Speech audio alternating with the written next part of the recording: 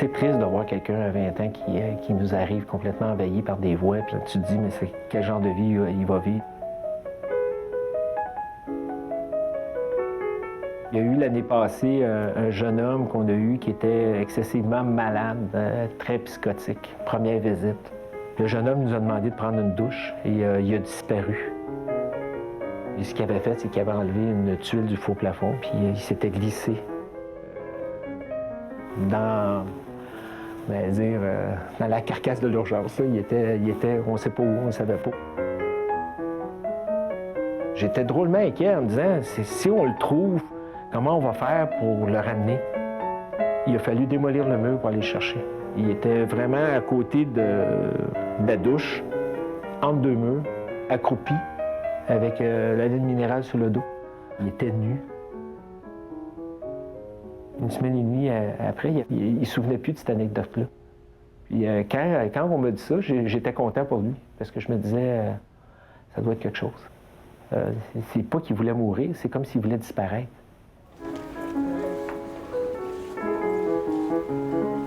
Les gens ne comprennent pas la réalité dans laquelle on se trouve. La psychiatrie, c'est un peu vu comme une bizarrerie. Il y a des spécificités qui font peur. Je pense que c'est plus évident, une souffrance physique, mais une souffrance psychique, bien, je pense que les gens oublient que les humains en sont affectés. Puis ils oublient souvent aussi que, par moment, ça peut être eux aussi qui vont souffrir de cette problématique-là, à plus ou moins grande intensité, là. Je me souviens d'une dame qui m'a beaucoup impressionné. C'était une infirmière qui travaillait en polytrauma. Première hospitalisation, processus schizophrénique, ça nous apparaît, nous autres, clair. Quand elle est arrivée la première fois dans l'unité de soins, c'était une femme qui avait un travail, une estime d'elle. Elle avait un mari, elle avait un enfant, une maison, un auto. Qui elle était 10 ans après? C'était quelqu'un qui avait plus de travail, plus de reconnaissance sociale, plus d'argent, plus de mari, plus d'enfants.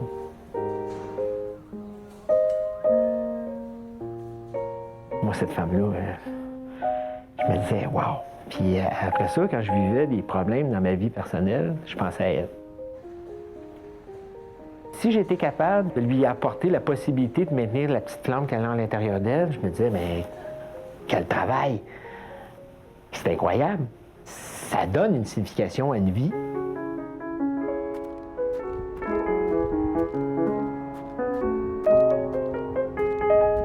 On veut les voir chez eux pour voir aussi comment ils se débrouillent dans leur appartement avec la médication, par exemple, l'épicerie, est-ce qu'ils ont assez à manger, est-ce qu'ils sont capables de faire leur ménage.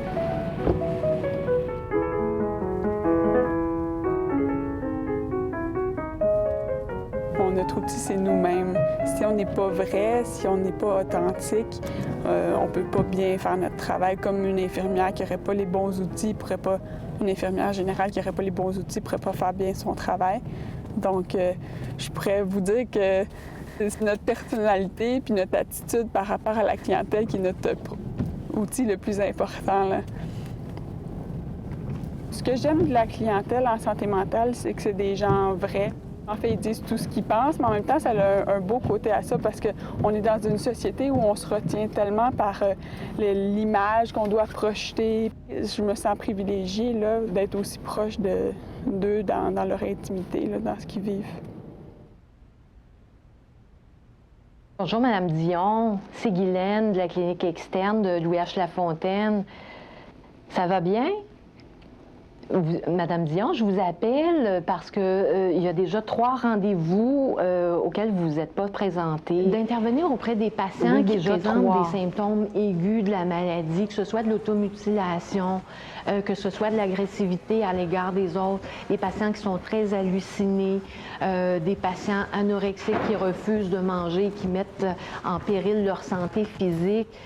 C'est des exemples de situations cliniques qui sont, oui, très prenantes. Hein? Souvent, les patients nous perçoivent très négativement. Hein? Souvent, le patient est très symptomatique. Au niveau du jugement, il y a des altérations qui sont importantes. Au niveau relationnel, c'est difficile. Ils sont souvent très méfiants, parfois paranoïaques. Hein? Donc, l'approche est difficile parfois. Et il s'agit d'établir un lien de confiance. Et ça ne se fait pas de façon spontanée. Il faut y travailler. Les jeunes qui nous arrivent aujourd'hui sont psychotiques, toxicomanes, des fois avec une personnalité antisociale. Le défi est plus grand. C'est plus triste, d'ailleurs. Je ne sais pas si c'est parce que je vieillis, mais je trouve ça plus triste qu'avant. Je trouve qu'il y a... Je les regarde et je me dis, Seigneur, qu'ils sont seuls.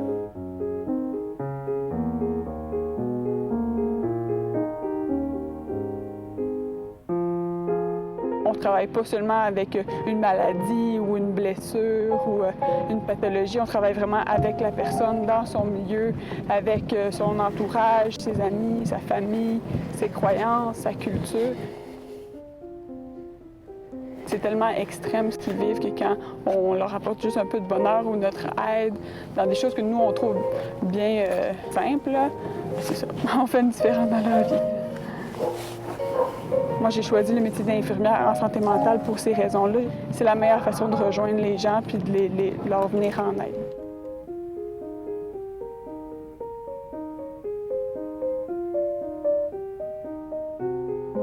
Ça a beaucoup changé en 34 ans, les gens qui ont des problèmes de santé mentale. Depuis à peu près 3 ans, on est parti de 94 % de francophones catholiques. Maintenant, on est rendu à 36 % de gens d'origines diverses qui nous amènent dans des champs de pratique qu'on ne connaît pas. Des fois, on a même la misère à déterminer si c'est un délire ou si c'est quelque chose de plus ethnique. Ça nous oblige à pas stagner. Ça nous oblige à réfléchir sur notre intervention, ça nous oblige à être plus ouverts.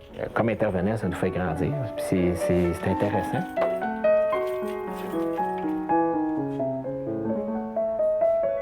Souvent, les gens ont beaucoup de préjugés face à cette clientèle-là. Et le rôle de l'infirmière en psychiatrie n'est pas du tout clair pour la très grande majorité des gens. Il y a encore l'espèce de perception de la perte de contrôle, de la folie. Cette image-là est encore très, très, très présente chez les gens et on nous en parle souvent. Puis les gens s'interrogent à savoir qu'est-ce qu'on va chercher là-dedans, qu'est-ce qui nous intéresse tant, qu'est-ce qui nous fascine tant là-dedans.